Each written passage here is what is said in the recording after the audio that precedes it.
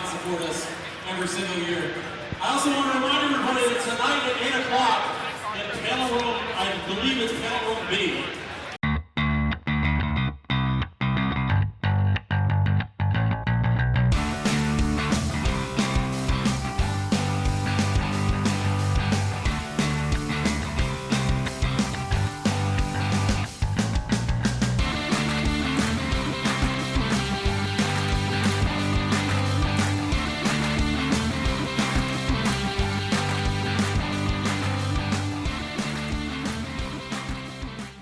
Hey guys, COE33 here with my sister Leaf. Morning, guys. We're in Portland, Oregon. We just drove about 2.5 hours here, and we're going to be here for the next 2 days attending the Portland Retro Gaming Expo, which we're both very excited about. So hopefully we'll meet some nice people and get some games for the collection, and should be a good time. So I guess we'll see you inside the expo. See you inside. Waiting in line at the Portland Retro Gaming Expo with Leaf. Hey, guys.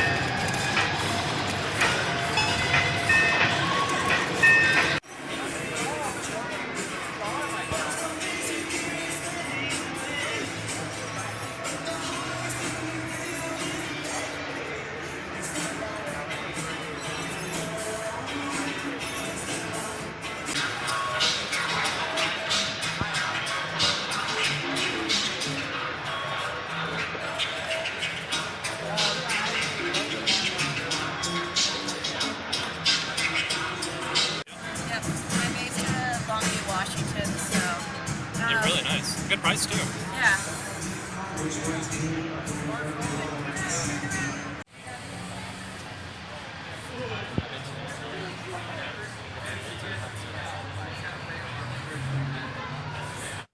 Alright guys, we're back at the hotel room. We just finished up our first day of the Portland Retro Gaming Expo. Did you have fun?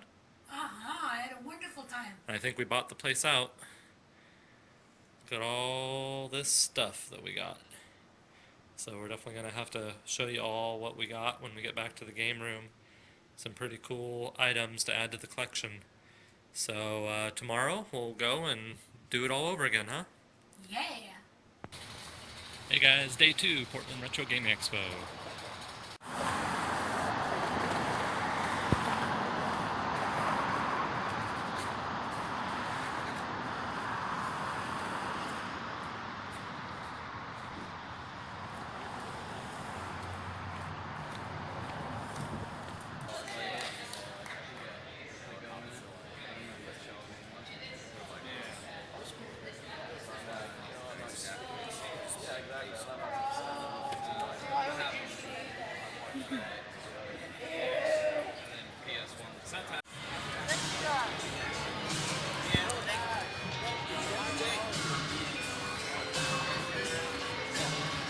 You want to fill a bag?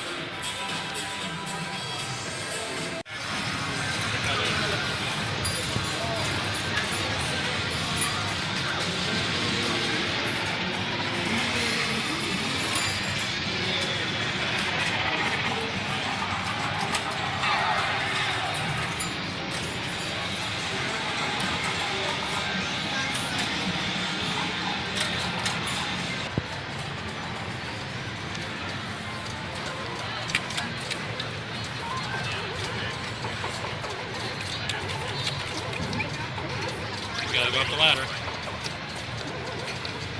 Press up on the joystick. There you go. Now grab that hammer.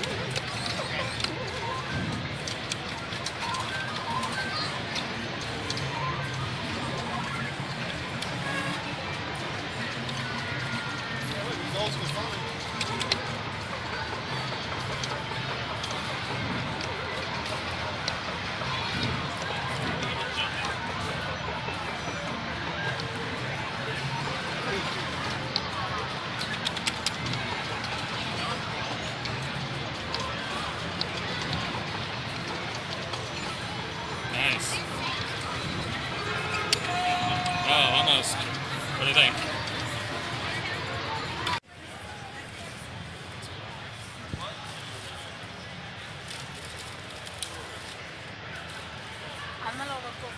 Okay.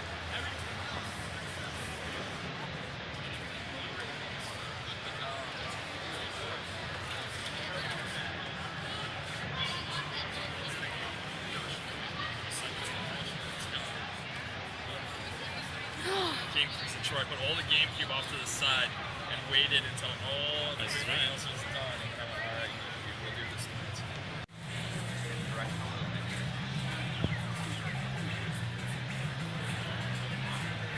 You don't have to be rough on it.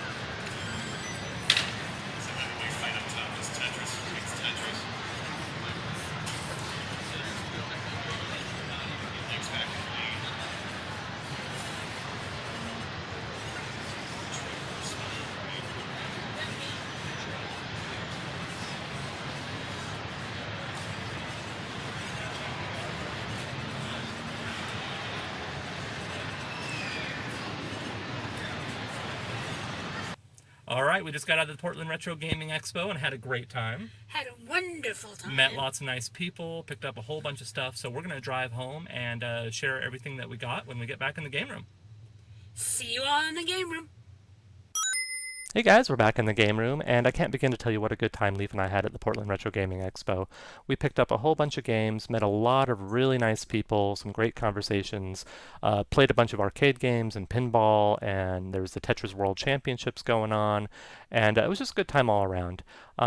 We got a bunch of stuff that we're looking forward to sharing with you, and before we do that, I should mention that Leaf is back here playing Golden Axe 2 and having a good time with that, and it's actually one of the games that we picked up while we were at the expo. So it's nice to finally have a copy of this in the collection, so definitely really happy about that. So why don't we go ahead and show you the games that we picked up during our 2 days at the Portland Retro Gaming Expo. Our first pickup was something that I knew I wanted because I saw it on the Portland Retro Gaming Expo's website, and it's the commemorative 10th anniversary Portland Retro Gaming Expo Atari 2600 cart. Just a very cool, unique item for the collection. Apparently the goal in the game is to race to the convention center and get all the good games before your friends do. So very happy to have that in the collection. That's the first stop we made because I wasn't sure if they would sell out or not.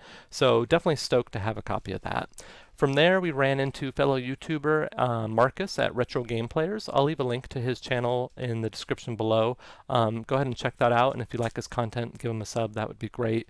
We actually chatted quite a bit over the 2 days that we were at the expo, and he seemed like a really cool guy. We picked up a couple games from him. The first one was the original Golden Axe. So not only did we pick up Golden Axe 2 at the expo, but we also got the original. So 2 games I'm happy to have in the collection. And then Leaf picked out a copy of one of the Bakugan games for the DS. Next to his table was Gamester81. I'm sure you guys all know who he is. He doesn't need our shout out. He's got a whole bunch of subscribers. We picked up a really cool item, something that I actually saw another YouTuber that I watch pick up, and I thought that was pretty cool. And when I saw that they were available at this expo, I definitely grabbed one, and I was really happy to do so. He had some of the Retro Championship 2015 carts left over from the Game On Expo. And this is number 20 out of 200. Very cool, another unique item. And he signed it for us, which was very nice of him. We actually chatted for quite a while, and he just seemed like a very genuine, nice guy. It's nice when you meet YouTubers that you watch on YouTube, and their personalities are like they are on the video when you meet them in person. So that was very cool. After talking to Gamester81, we made some kind of miscellaneous pickups. These were all pretty affordable. For the Game Boy Color, we got Aladdin with its manual. For the Wii, we got Looney Tunes Acme Arsenal. For the PlayStation, we picked up Riven, the sequel to Myst. I played this on the PC. I didn't even realize they had a PlayStation version of it, so it'll be interesting to see if this is any good, or if the port's any good, I should say. Something I was really happy to see was complete in box, King's Quest VI. I have this loose, and now I have it complete in box. If you guys watch the channel, you know I really like my big box Sierra games, so I was happy to pay $5 for that. And then Leaf was looking forward to finding a pink Nintendo DS, and she got a really good deal on this, and it's in great shape. The seller actually said that this was his wife's, so she loves playing on this. You can play the Game Boy Advance games on there, and you can play the DS games, so she has a lot of fun with that. After Leaf picked up the Nintendo DS, I went ahead and grabbed a couple complete-in-box Sega Genesis games. These are two games I used to have as a kid. The original X-Men, which is a lot of fun, and then the incredible Crash Dummies, it's been so long since I played this, I don't remember if it's any good or not, but it's in really good condition, and the price is right, so happy to have those back in the collection after all these years. And then we picked up a couple t-shirts. I ran into Norm, the gaming historian, which I love his channel, and I wanted to support his channel, so I went ahead and grabbed one of his shirts. Another really easy to talk to, genuine guy, so I definitely enjoyed my conversation with him. And then Leaf picked up a Portland Retro Gaming Expo t-shirt, so very cool item. And then we ran into Pat the NES Punk, and he was selling some NES carts. Now, we had almost all the games he had available. One game that was out that we did not have in the collection was Barbie. So, as funny as it is, we now have a signed by Pat the NES Punk copy of Barbie. So, interesting item there to put on the shelf. These last pickups from the day are probably the items I'd consider to be the best pickups from day one. And I had a list of items that I wanted to grab while we were at the expo that I just don't come across in the wild very often, and were things I knew I wanted to add to the collection. So these were all a little bit more expensive, but I knew that we wanted to pick them up, and I'm happy to have them in our collection. So the first item is the Kirby Dream Collection for the Wii. This is still factory sealed, and although the sticker says $50 on it, that's not what we paid. We actually got a pretty good price on this, so happy to have that. And then from the same seller, we got the Mario 25th Anniversary All-Stars, two kind of bigger ticket Wii games that we needed for the Wii collection, so really happy to add those to our collection. And then the number one game on my list of things that I wanted to grab while we were at the expo and I was hoping to see was Zombies Ate My Neighbors. I used to have this as a kid. I play it on the Wii Virtual Console, but we do not have a physical copy of it. Well, now we do. And it is complete in box. So I saw it at a few vendors before I picked it up. This was actually very expensive everywhere. This was running like $50 to $60 complete in box, which is an awful lot for a Sega Genesis game. They had 40 on it. I ended up paying 30, which still is quite a bit for a Sega Genesis game. But as I said, this was the number one game that I wanted to pick up, and I'm really happy to have this in the collection. And then the last pickup that I'm going to show you from day one, something I wasn't expecting to find. And when I found it, I was really happy to see it. And actually, the price on this wasn't bad. I was just talking to Water Music Retro about this item, and we were reminiscing about the fact that we both had this as a kid, and we both used to haul this around with us everywhere we went. And that item is this plastic Game Boy carry case. Really happy to see this. This is, there's a lot of nostalgia in this item for me. And this was out on the table, and then it had some games and the system inside. And the system, the original Game Boy, the brick Game Boy, is in really good condition. And then the games that came with this little kit were actually pretty good titles. Batman, The Return of Joker, Kid Icarus, and then Donkey Kong. So the case, the 3 games, and the Game Boy for 30 bucks, which actually isn't too bad of a deal. So I definitely handed him 30 bucks very quickly, and I was carting this around at the expo on day one, and everyone was commenting on it, how cool they thought that was. So that was a lot of fun. So very happy to have this in the collection. And that's it for our pickups of day one. I'll move this stuff out and then move the stuff from day 2 in. Day 2 was not nearly as crowded as day 1, and from a deal perspective was great. It seemed like the prices were slashed in half in a lot of cases, and all the sellers were just looking to move their inventory and not have to take it home with them. So I'm glad I waited on quite a few items, because I ended up getting a lot of things that I passed on day 1.